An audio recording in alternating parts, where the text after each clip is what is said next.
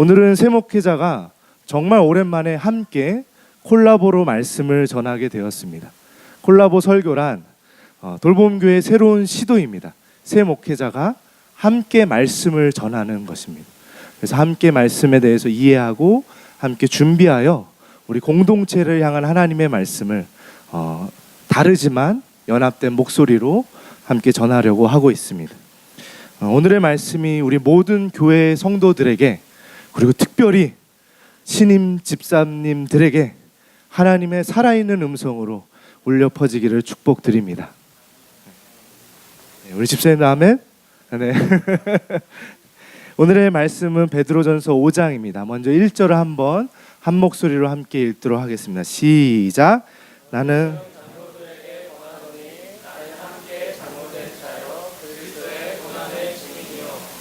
나 영광에 참여할 자니라.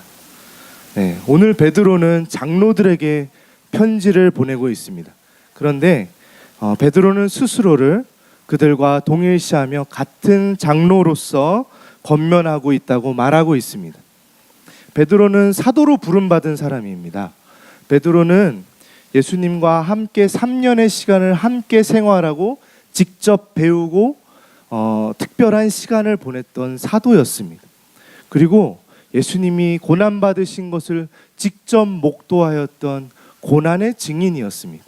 그뿐만 아니라 부활하신 예수님도 만난 부활의 증인이었습니다. 이토록 특별하게 세워진 사도들의 권위 아래 하나님께서는 교회라는 공동체를 세워오셨습니다. 그 질서 안에 사도들을 부르셔서 세워오셨던 것이죠. 그럼에도 오늘 베드로는 자신의 자리를 어떤 교만함으로, 특권으로 바라보지 않고 장로들과 자신을 동일시하며 이야기하고 있습니다. 그 이유가 무엇일까요? 그는 그리스도께서 교회를 이루어 가시는 방법이 무엇인지 알고 있었기 때문입니다. 교회의 원리, 복음적 삶의 모습이 무엇인지 베드로는 너무나 잘 알고 있었습니다. 즉, 교회는 특별한 한 사람으로 세워져 가는 것이 아니라 성도의 함께함으로 세워져 가는 주님의 공동체라는 것을 알고 있었던 것이죠. 돌봄교회는 한 개인의 이름으로 세워져 가는 교회가 아닙니다. 그래서 돌봄교회는 굉장히 파격적으로 담임 목사가 없습니다. 대부분의 교회는 한 사람의 리더십과 그분의 이름과 그분의 명성으로 이끌어져 갑니다. 그러나 돌봄교회는 그런 거 없습니다. 그렇다고 목회팀들로만 이루어져 가는 교회도 아니어야 합니다. 저희들과 여러분들이 함께 한 팀이 되어 이 교회를 세워가는 것이죠. 그것이 오늘 여러분들께서 집사가 되었다는 것의 의미입니다. 오늘 우리들과 함께 우리 모두가 교회 운영에 책임감 있는 멤버가 되어서 함께 교회를 세워가는 것이죠. 우리는 이 임직을 준비하며 돌세프를 했습니다. 지난 가을, 겨울 긴 시간을 들여서 함께 모여 교회 전반에 대해서 함께 고민하고 어떻게 하면 좋을지 막 때로는 말싸움도 하고 긴장도 있었고 갈등도 있었습니다. 그러나 그 과정을 통해 우리는 교회를 세워가고 있었던 것입니다. 그 안에서 서로를 향해 배워야만 합니다. 아, 맞다. 저런 것도 있지. 그리고 그 갈등과 긴장 속에서 정말로 서로를 품고 이해한다는 것이 무엇인지를 배우는, 그리스도의 성품을 배우는 과정이 되었던 것이죠. 이렇게 여러분들께서 적극적인 교회 참여로 함께 하실 때, 섬김과 봉사로 교회에 함께 하실 때, 그것이 우리가 구원받은 삶의 실제적인 모습입니다. 구원을 받은 것이 바로 이 주님의 몸된 교회 공동체 안에서 실천되어질 때 참여함으로 배워지고 자라나게 되는 것이죠. 우리가 함께 교회를 세워가는 이 과정을 통해 오늘 말씀은 그리스도의 고난의 증인이 될 뿐만 아니라 그분의 영광에 참여하게 된다고까지 이야기하고 있습니다. 돌봄교회의 이 임직 예배가 창립 기념 주일 예배와 함께 드려지는 것은 그래서 큰 의미가 있습니다. 여러분들이 세워지는 것이야말로 돌봄교회가 세워지는 것이기 때문입니다. 그리고 교회가 세워져 가는 것이 우리 한 사람 한 사람 성도들의 세워짐이 되는 것입니다. 그렇게 주님의 몸이 굳건히 세워지는 것이죠. 에베소서에 이렇게 되어 있습니다. 그것은 성도들을 준비시켜서 봉사의 일을 하게 하고 그리스도의 몸을 세우게 하려고 하는 것입니다. 그리하여 우리 모두가 하나님의 아들을 믿는 일과 아는 일에 하나가 되고 온전한 사람이 되어서 그리스도의 충만하심의 경지에까지 다다르게 됩니다. 집사가 된다는 것은 이런 것입니다. 함께함으로 그리스도의 장성한 분량에 이르게 되는 과정에 있는 것이죠. 여러분들 요새 동계올림픽이 굉장히 흥행하고 있습니다. 그러나 이제 집사가 된다는 것은 관중석에서 돌봄교회 화이팅 하는 게 아닙니다. 이제는 여러분들이 선수가 되고 여러분들이 책임감 있는 멤버가 되어서 이 교회의 주인이 되어 그리스도, 우리의 머리 되시는 그리스도의 몸의 역할을 감당한다는 것의 의미입니다. 그렇게 함으로써 우리는 그리스도의 장성한 분량에 다다르게 되는 것이죠. 여러분들 이제 우리와 한 팀 되었다는 것을 믿으십니까? 함께 하시겠습니까? 네, 그렇다면 이제 권수 목사님께서 더 구체적으로 집사가 된다는 것이 무엇인지, 섬김의 의미가 무엇인지 설명해 주도록 하시겠습니다. 네, 함께 같이 말씀을 읽어보도록 하겠습니다. 제가 나눌 말씀은 2절과 3절입니다. 함께 같이 읽겠습니다. 시작. 너희 중에 있는 하나님의 양 무리를 치되 억지로 하지 말고 하나님의 뜻을 따라 자원함으로 하여 더러운 이득을 위하여 하지 말고 기꺼이 하며 같은 자들에게 주장하는 자세를 하지 말고 양 무리의 본이 되라. 아멘. 이 말씀은 집사는 어떠해야 되는가, 집사가 된다는 것은 무엇인지에 대해서 설명하는 말씀입니다. 첫 번째, 집사는 하나님의 뜻에 따라 자원함으로 해야 한다라고 이야기하고 있습니다. 다시 말해서 섬기기를 기뻐하고 스스로 하라라는 이야기입니다. 사실 섬김이라는 단어는 우리가 그렇게 좋아하는 단어는 아닙니다. 왜냐하면 우리의 옛 자아, 옛 성품은 섬기기보다도 섬김을 받으려 하고 군림하고 이런 것들이 더 편하기 때문입니다. 그것이 우리의 본성입니다. 그러나 베드로 사도는 집사로 세워진 우리들에게 우리가 좋아하지도 않고 어쩌면 불편해하는 이 섬김을 실천하라라고 이야기하고 있습니다. 왜 그러는 것일까요? 왜 하나님께서는 베드로 사도를 통해서 우리가 불편한 이것을 하라고 이야기하는 것일까요? 그 이유는 하나님의 뜻에 따라 자원함으로 하는 것이 그리스도인들이 부름받은 소명이기 때문입니다. 마땅히 해야 할 바이기 때문입니다. 다시 말해서 섬김은 선택이 아니라 그리스도인이라면 누구나 실천해야 하는 마땅한 도리라는 것입니다. 사실 신앙의 성숙의 면에서 섬김은 우리에게 굉장한 유익을 줍니다. 섬기는 일이야말로 하나님의 형상을 담아내는 일이고 하나님의 형상을 회복하는 일이기 때문입니다. 예수님의 성품을 닮아가며 신의 성품에 참여하는 것이 바로 이 섬김을 통해서 이루어지기 때문입니다. 때문에 여러분들은 섬김의 자리, 이 기쁨의 자리로 초대된 것입니다. 그런 여러분들을 환영합니다. 좋으시죠? 네.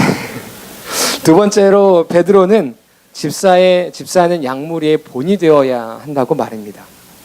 다시 말해 누구에게나 본이 되어야 하는 모습이, 그런 모습을 보여야 하는 책임이 집사들에게 있다고 이야기하는 것입니다. 그렇다면 우리는 어떤 모습으로 본을 보여야 할까요? 우리는 그 본의 표본을 바로 예수 그리스도께서 보이신 본에서 찾아야 할 것입니다. 예수님이 어떤 분이셨죠? 하나님과 동등된 분이셨습니다. 하나님이 세상을 창조하실 때 말씀으로 세상을 창조하셨죠. 그 말씀이 육신이 되어 오신 분이 바로 예수 그리스도이십니다. 예수님은 창조 사역을 주도하셨던 분이고 창조 사역의 중심에 계셨던 분입니다. 그런데 그런 예수님이 자기 스스로 하나님과 동등됨을 취하지 않고 낮고 천한 이 땅, 죄인들 안으로 들어오신 것입니다. 자신의 자리에서 내려오는 것, 군림하는 게 아니라 상대가 되어 낮아지는 것, 그것이 바로 예수님께서 보이신 섬김의 본이었습니다. 그리고 우리를 위해서 자기 자신을 십자가에 내던진 것, 그런 예수님이 우리에게 뭐라고 말씀하시는 줄 아십니까? 너희도 나를 따라오려거든 자기 십자가를 지고 나를 따라오라라고 말씀하고 계시는 것입니다. 예수님께서 보이신 본을 따라오라라는 이야기를 하는 것입니다. 돌봄교회의 집사는 예수님께서 보이신 본을 따라 이런 모습으로 다른 사람의 본이 되어야 하는 것입니다. 군림하는 자가 아닙니다. 늘 상대를 먼저 생각하고 예수 그리스도의 몸된 교회를 먼저 생각하는 분들이 되셨으면 좋겠습니다. 나의 뜻과 나의 의견이 아니라 마음에서 우러나오는 상대를 향한 존중과 이해, 내가 먼저가 아니라 남이 먼저가 되어주고 상대를 위해 나를 던질 수 있는 그런 집사님들이 되셨으면 좋겠습니다. 저 집사는 왜 저 모양이야가 아니라 김 집사님 당신의 생각이 맞습니다. 아주 훌륭합니다. 당신이 있어 돌봄교회가 세워져 갑니다. 라고 진심으로 격려할 수 있는 그런 교회가, 그런 집사님들이 되셨으면 좋겠습니다. 마음뿐만이 아니라 말뿐만이 아니라 우리의 섬김은 행동으로 실천되어져야 할 것입니다. 좁게는 여러분들이 올 한 해 정하신 사역들입니다. 부탁드리기는 최선을 다해서 감당해 주십시오. 그 섬김의 자리를 최선을 다해서 버텨주십시오. 기쁨으로 섬기면서 어떻게 하면 더 잘 섬길까를 고민해 주십시오. 이것이 우리가 실천해야 할 본입니다. 그리고 그뿐만 아니라 내가 맡은 일만 하고 교회를 떠나가는 것이 교회에서 돌아가는 것이 아니라 주변을 보면서 쓰레기로 때론 줍고 흐트러진 의자를 정리하고 간식들을 채우고 교회에 불을 끄고 교회의 아이들을 내 아이들처럼 돌봐주고 성도 간의 필요에 적극적으로 참여하면서 그렇게 서로가 서로에게 본이 되는 모습으로 세워지시기를 간절히 바라고 축복드립니다. 이런 모습, 자원함으로 섬기고 양무리의 본이 되는 모습이 바로 집사로 세워지는 것이고 교회를 세워져가는 과정입니다. 자, 그럼 마지막으로 우리 집사님들이 집사로 섬기며 함께 교회로 세워져가는 데 있어서 중요한 그리스도인의 성품에 대해서 광수 목사님께서 이야기해 주시겠습니다. 네. 베드로 사도는 본문에서 교회 안의 관계 속에서 직분자와 성도들이 서로를 어떻게 대해야 될지에 대한 성품에 대해서 말씀하고 있습니다. 우리 5절 말씀 같이 한번 읽어볼까요? 시작. 젊은 자들아 이와 같이 장로들에게 순종하고 다 서로 겸손으로 허리를 동이라. 하나님은 교만한 자를 대적하시되 겸손한 자들에게는 은혜를 주시느니라. 네, 감사합니다. 나이가 많든 나이가 적든 교회의 리더이건 리더가 아니건 우리가 서로를 대해야 되는 태도는 무엇이다? 겸손이다. 네, 겸손으로 허리를 동이라, 서로를 겸손으로 대하라 라고 말씀하고 있습니다. 이 겸손은 하나님 나라의 백성들의 삶 가운데 가장 핵심적인 성품의 하나입니다. 각자가 서로에 대한 이 관계 속에서 겸손으로 허리를 동인다는 것, 겸손으로 옷을 입는 것이죠. 우리 콕 친구들 예배를 우리가 준비하고 어린이 친구들을 맞이할 때 우리 선생님들이 하는 일이 있습니다. 뭔지 아시나요? 앞치마를 둘러요. 앞치마를 둘러서 나는 우리 콕 친구들을 맞이할 준비가 되었습니다. 이제 내가 섬기겠습니다. 라는 모습을 보여주는 것이죠. 이와 같이 서로가 성도 안에 나는 은혜를 받은 사람입니다. 내가 받은 은혜를 당신에게 나누겠습니다. 라는 이 신앙 고백으로 우리 서로가 옷을 입는 것입니다. 성도는 겸손으로 서로를 대함으로써 세상 사람들과는 다른 이 구별된 은혜의 표징을 가지게 되는 것이죠. 세상 사람들은 나와 생각이 다르고 성격이 다르고 상대에게 불편한 마음이 생기면 선을 너무 분명하게 그어버려요. 그리고 이제 이 사람과 나의 관계는 여기까지야 하면서 일정 관계 이상 간섭하려 하지 않고 들어가려고 하지 않습니다. 그러나 하나님께서는 우리를 그리스도의 몸으로 묶어버리셔가지고 때로는 싫고 때로는 불편하고 때로는 만나기 싫은 그런 어려운 환경이 펼쳐진다 할지라도 한 몸으로 묶으셔서 이 길을 주님 다시 오시는 그날까지 나아가게 하신다라는 것입니다. 참 어렵죠. 그래서 교회 공동체는 참 어려운 것 같아요. 이 안에서 우리가 예수 그리스도의 그 온유함과 겸손과 그 사랑의 성품이 우리 안에 나타나기까지 하나님께서 일하신다라는 것에 대해서 기억하고 우리가 그 자리 가운데 나아갔으면 좋겠습니다. 그런데 이 겸손은 이제 내가 겸손해져야지 한다고 해서 겸손이 배어 나오는 것이 아니죠. 모든 겸손은 이 모든 것이 하나님의 은혜이구나라고 그 사실들을 기억하고 그 하나님을 의존하는 고백을 하게 될 때 나오게 됩니다. 우리는 자신의 존재가, 지금 나의 존재가 어떻게 세워진 존재인지 잘 알고 있습니다. 우리는 스스로 태어난 자들도 아니고 스스로를 구원한 자들도 아니고 우리가 직분자로 세워지겠다고 해서 세워진 자들도 아닙니다. 모든 것이 하나님께서 이끌어 주시고 세워 주시고 함께해 주셨기 때문에 하나님의 은혜로 말미암아 주어진 것이죠. 그리스도의 이 복음이 우리로 이 겸손의 자리로 나아가게 하는 것입니다. 예수 그리스도께서는 자랑할 만한 모든 것을 가지고 계셨지만 자기를 낮추시고 죽기까지 복종하셔서 십자가에 죽으십니다. 이렇듯 겸손에는 행동이 따릅니다. 겸손은 가만히 있는 것이 아니죠. 의지적으로 결단하고 행동하고 연습해야 하는 것입니다. 의지적으로 다른 사람이 하지 않는 불편한 일을 향해 내가 나아가야 하는 것이고 내 성품이 다른 사람에게 나아가고 달갑게 인사하고 맞이하는 것이 어렵다 할지라도 의지적으로 그것들을 행하는 것, 불편하고 힘든 일들을 행하는 것입니다. 내 안에 나를 사랑하고 편안함을 추구하는 이 본성을 죽이고 섬기려고 노력하는 것입니다. 우리들의 인생이 참 가련한 것은 우리가 이와 같이 겸손의 옷을 입고 겸손의 모습을 보인다고 하면서도 사람들에게 적절한 인정과 칭찬을 받기 원한다는 사실입니다.